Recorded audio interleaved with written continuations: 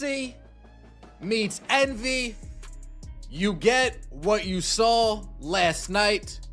Caitlin Clark being shunned out of the game, iced out of the game, ignored, teammates refusing to pass her the ball.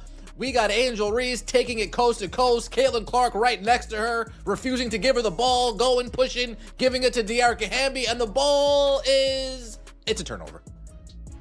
What we saw yesterday was the definition of jealousy.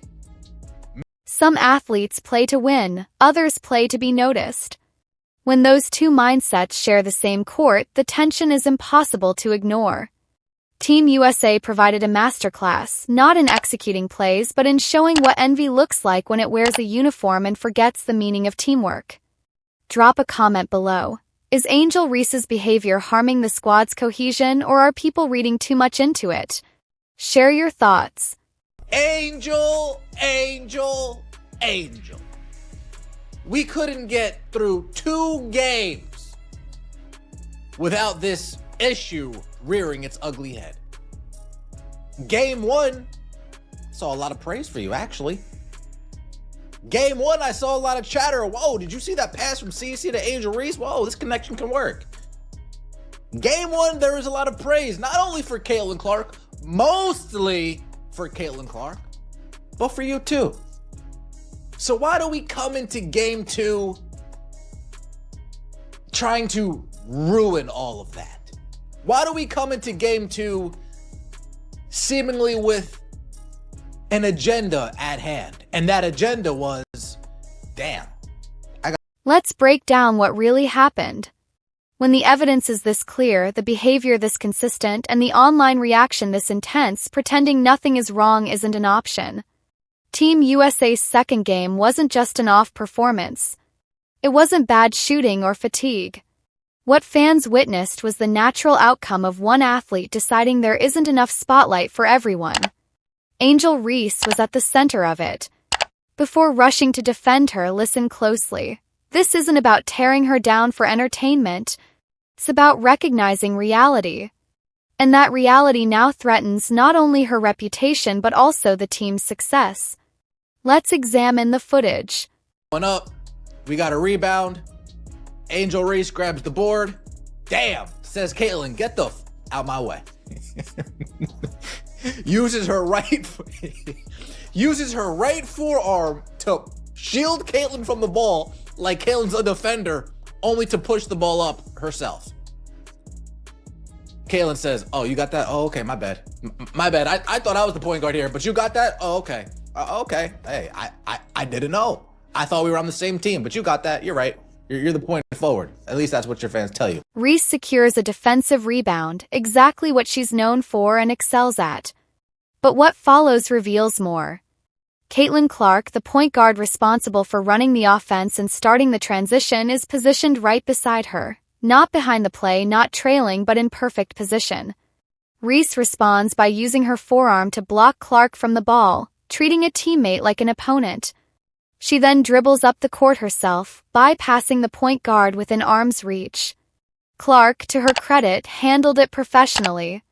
She adjusted her positioning, moved on, and didn't complain or demand the ball back.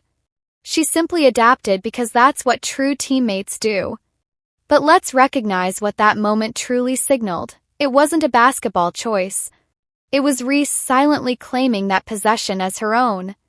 We refused to. We tried to be the PG, and we don't even hit Dearica Hamby's hands. Moving on. Next one.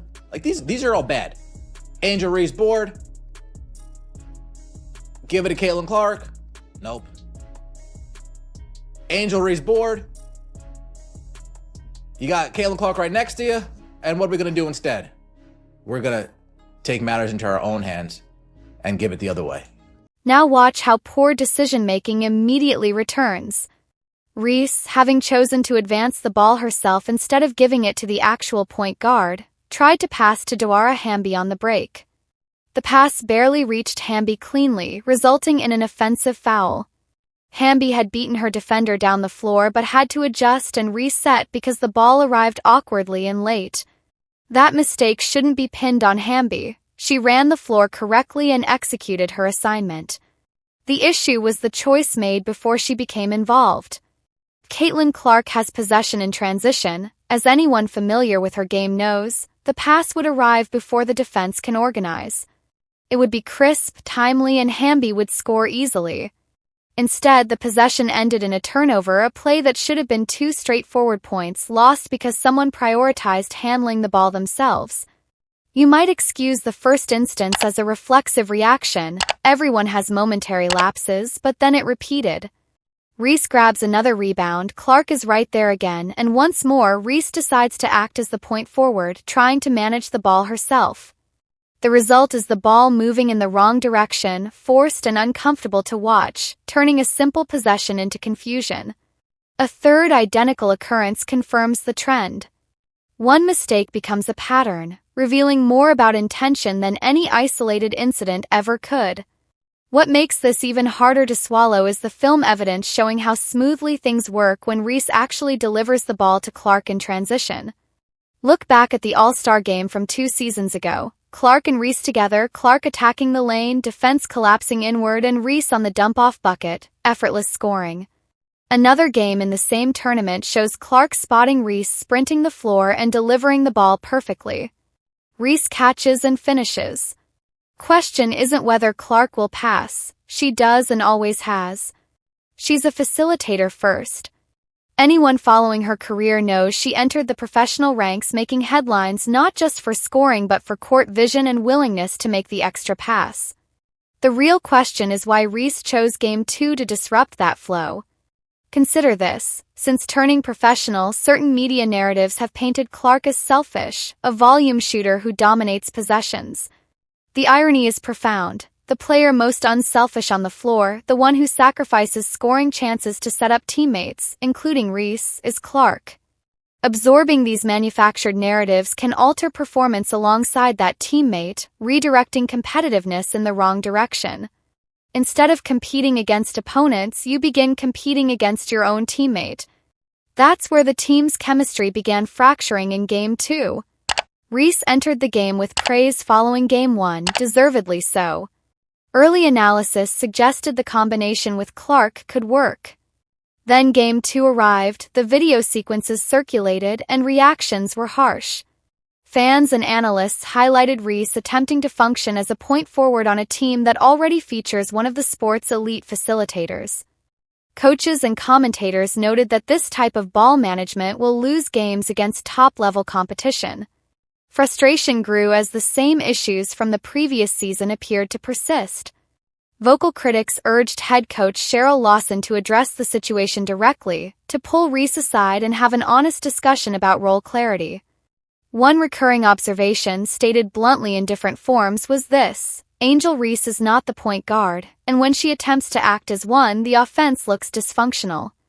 That's not a criticism of Reese's abilities. She is a legitimate professional athlete, dominant on the boards, capable of scoring in the paint, and a genuine asset to the team. But basketball depends on defined roles. When a player exceeds their role to pursue something that isn't theirs, whether the ball, the tempo, or attention, it disrupts everyone around them. During coverage of this situation, a photograph surfaced showing Reese using her arm to push Caitlin Clark away from the ball. Social media immediately recognized the symbolism. An athlete blocking her own teammate from the basketball, sending a clear message to one of the sport's best facilitators that it wasn't her turn. And Reese achieved her goal. She controlled the ball, received the spotlight, and drove the pace. But the offense stalled, Team USA struggled to execute, and the acclaim from Game 1 faded, replaced by confusion.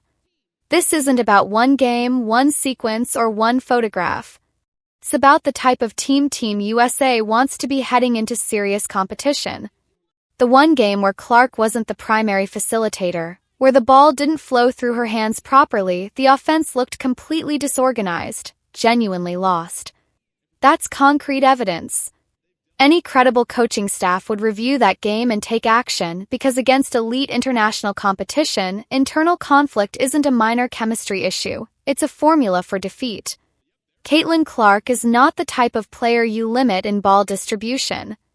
She's not someone you work around or restrict. She's the type of player you build your system around.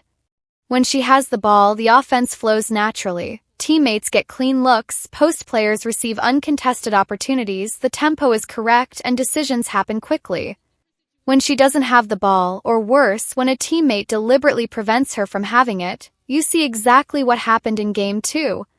Coach Lawson has the opportunity to define what this team will be. The athletes have the talent, but talent without organization is merely expensive disorder.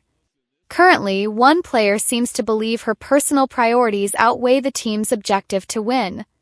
The evidence is on film. The numbers are there. The results of organized offense versus disorganized play are clear.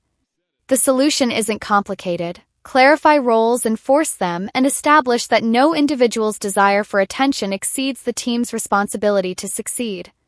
Right now, the only thing Team USA is dominating is social media discussion, and that doesn't earn trophies.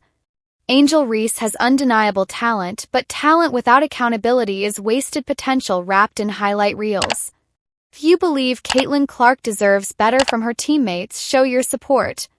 For straightforward sports analysis with zero sugarcoating, subscribe and share your thoughts below.